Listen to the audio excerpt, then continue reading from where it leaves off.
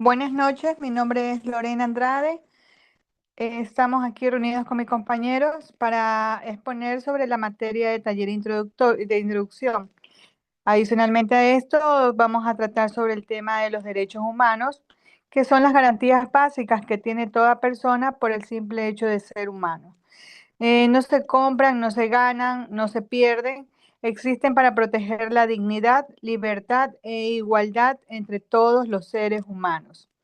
Nació formalmente en el año de 1948 con la Declaración Universal de los Derechos Humanos de la ONU, después de la Segunda Guerra Mundial.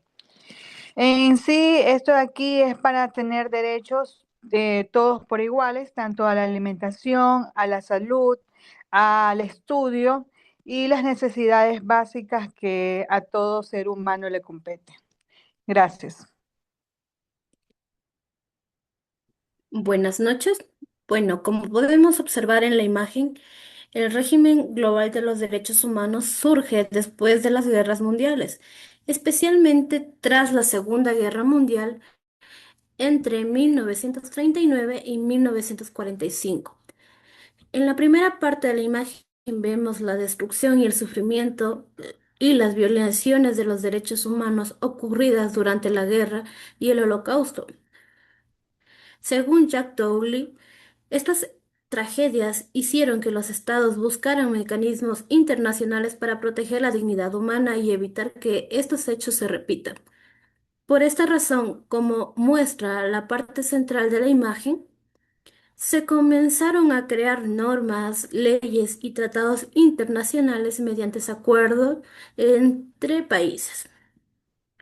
Estos tratados buscan garantizar la protección de todas las personas sin importar su nacionalidad, región o condición social.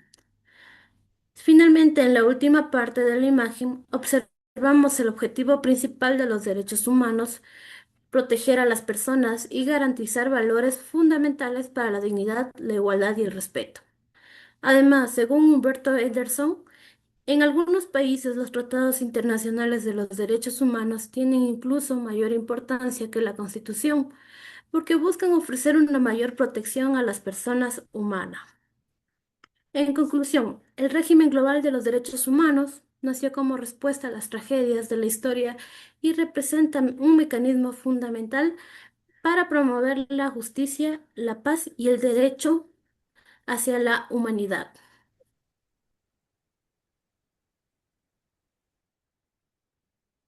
Los derechos humanos son libertades y garantías básicas que tienen todas las personas por el simple hecho de ser humanos, sin importar nacionalidad, género, región, idioma, etnia o condición social. En sí buscan proteger la dignidad y la igualdad y la libertad de cada una de las personas. La base moderna de estos derechos está en la Declaración Universal de los Derechos Humanos, aprobada por la Organización de las Naciones Unidas. Tenemos ejemplos de los derechos humanos como son el derecho a la vida, el derecho a la educación, el derecho a tener un nombre, el derecho a la expresión. Tenemos derecho también a la salud, también tenemos derecho a la ley. Tenemos libertad de religión y derecho a un trabajo digno y derecho a no sufrir tortura ni discriminación. Los errores o violaciones de los derechos humanos ocurren cuando estos derechos no se respetan o se incumplen. Pueden ser cometidos por gobierno, las instituciones sean privadas o públicas, grupos de personas. Tenemos violaciones de derechos humanos como la discriminación por raza, tenemos de género, religión. En veces las personas eh, no comparten las mismas ideologías, entonces esto genera las dichas violaciones de los derechos. También tenemos lo que son el trabajo infantil, la censura extrema, tenemos el falta de acceso a la educación o en veces hasta nos niegan lo que es la salud. Un derecho que en sí nos pertenece. También tenemos lo que son violencias contra comunidades vulnerables como los llamados, entre comillas, pobres. Las consecuencias de estas violaciones Son, como lo mencioné, eran la pobreza y la desigualdad, la violencia y conflictos, miedo, pérdida de la libertad o hasta la dignidad. En sí es importante proteger los derechos humanos porque al respetar los derechos humanos ayudamos a construir sociedades más justas, seguras y democráticas. Por eso existen organizaciones como la ONU que buscan defenderlos y así mantener como una sociedad de paz y un poco más, se le podría decir, eh, se me fue la palabra, como que ser un poquito más empáticos al momento de eh, este, estar enfrente de alguno de estos tipos de casos y pues poder solucionar.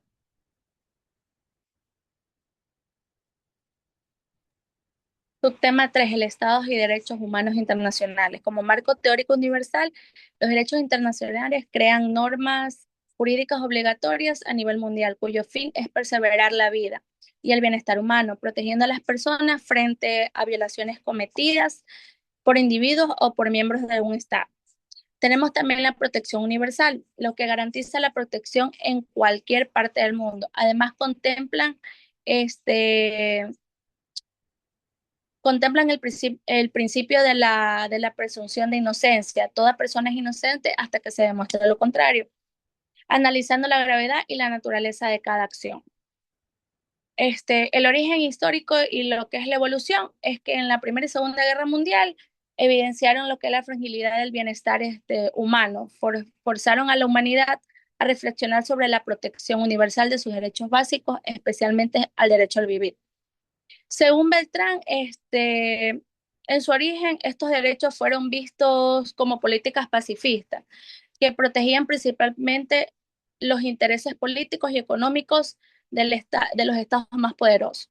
Pero con el tiempo, estos intereses fueron evolucionando hacia los derechos que ya se perseveraban al poder, o sea, que ya no se perseveraban al poder, sino más bien al pueblo.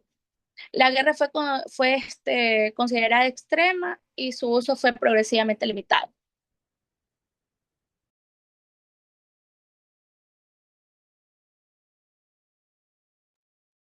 Nuevas concepciones de la dignidad humana. Eh, la definición de la dignidad humana significa respeto hacia todas las personas independientemente de sus características. Además, se relacionan con la igualdad de oportunidades, reconocimiento que todos deben de tener acceso a una vida plena y justa. La dignidad que en la antigüedad, como en las culturas clásicas como Grecia y Roma, la dignidad no era entendida como un valor universal, más bien se vinculaban directamente al estatus social, las tradiciones familiares y el comportamiento público. La concepción antigua generaba consecuencias negativas como la desigualdad social y exclusión y por último discriminación.